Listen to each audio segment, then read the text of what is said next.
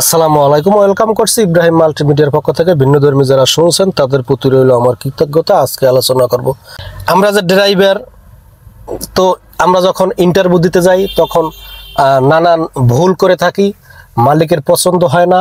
Interview দিতে গেলে আমাদের প্রথমে করণীয় কি দেখি।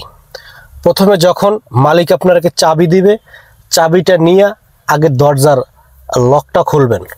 এখন দেখেন চাবির ভিতরেই কয়েকটা সিস্টেম আছে, যেমন একটা হলো লক আনলক, যেগুলো রিমোট সিস্টেম, আর একটা হলো ডাইরেক্ট চাবি।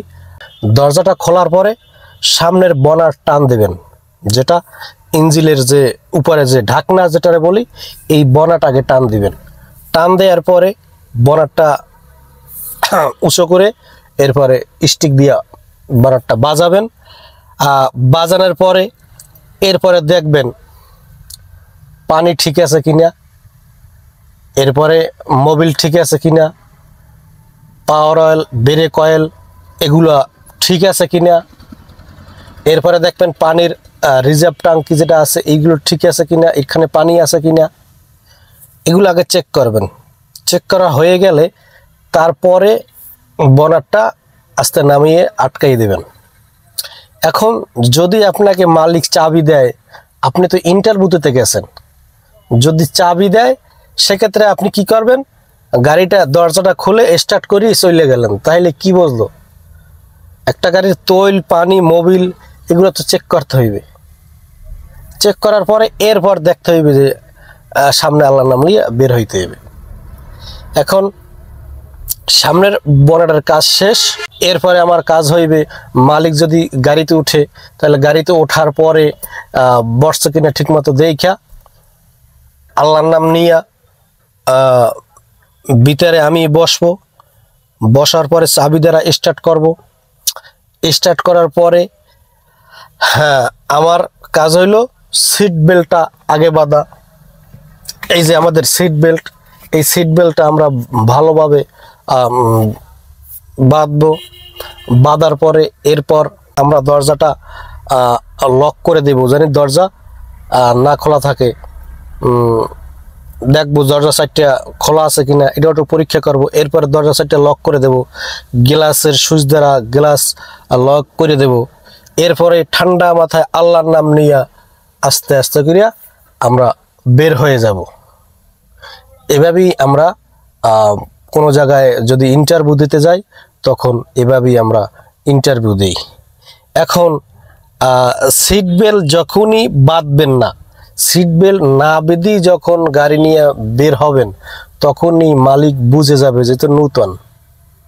এরপরে সামনের তৈল, পানি, ব্রেক অয়েল, পাওয়ার অয়েল এগুলো যদি চেক না করেন তাহলে মালিক কি মনে করবে? যে নূতন ড্রাইভারে কিছুই বোঝে না। এগুলো যখন চেক করবেন, সিট বেল্ট যখন বাঁধবেন, আল্লাহর নাম নিয়ে যখন বের হয়ে যাবেন ঠান্ডা মাথায় দরজা লক টক করে, তখন একটা মালিক বুঝতে পারে না এটা পুরান ভালো ড্রাইভার, তো সব কিছু জানে। আর যদি এই কাজগুলো না করেন তখন মনে করে কি এটা নূতন, এ কিছুই বোঝে না। এজন্যই এগুলো সমস্ত কিছু চেক করে নিতে হয়। আর যদি চেক না করেই গাড়ি নিয়ে বের হয়ে যায় তখন আর বোঝার কিছু বাকি থাকে না। এভাবে আমরা কি করি, কোনো জায়গায় গেলে ইন্টারভিউ দেই। এরপর দুই একটা প্রশ্ন করে, কোন জায়গায় গাড়ি চালাইছো, কি কর্তা, কত বছর গাড়ি চালাও, লাইসেন্সটা দেখি। এই আবার বলো কেউ লাইসেন্স বাসায় থেকে এরপর ইন্টারভিউ দিতে যাইয়েন না। এরপর কোন কোম্পানিতে গাড়ি চালাইছো, এই নানান দুই একটা কথা জিজ্ঞেস করে, ও জায়গার থেকে আসছো কেন, এই এতটুকুই। আর চালানটা দেখে, এই লোকাস একটু কথা। যদি আপনারা ইন্টারভিউ দিতে যাওয়ার পরে যদি মনে করেন যে ভিতর বাইরে একেবারে ময়লা গাড়িটা, তাহলে ডাস্টার আছে, ডাস্টার দিয়ে একটু বাড়ি দিয়ে নেবেন হালকা কায়দায়, কারণ ওই সময়টা তো আর পাবেন না গাড়ি বেশিভাবে পরিষ্কার করার। এটাও একটা কৌশল, কিন্তু হালকা কায়দায় একটা ডাস্টার থেকে মুইসা নেবেন বা ডাস্টারের বাড়ি দিয়ে নেবেন, হালকা ময়লাটা যেন চলে যায়। এই তো এভাবে ইন্টারভিউ নেওয়া হয়। আমরা এভাবে ইন্টারভিউ দেই।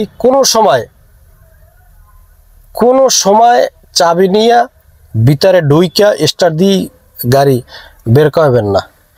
আগে চাবি নিয়ে দরজা খোলার পরে এরপরে সামনের বনেট খুলে এরপরে তৈল, পানি, মোবিল, পাওয়ার অয়েল, ব্রেক অয়েল এগুলো চেক করবেন।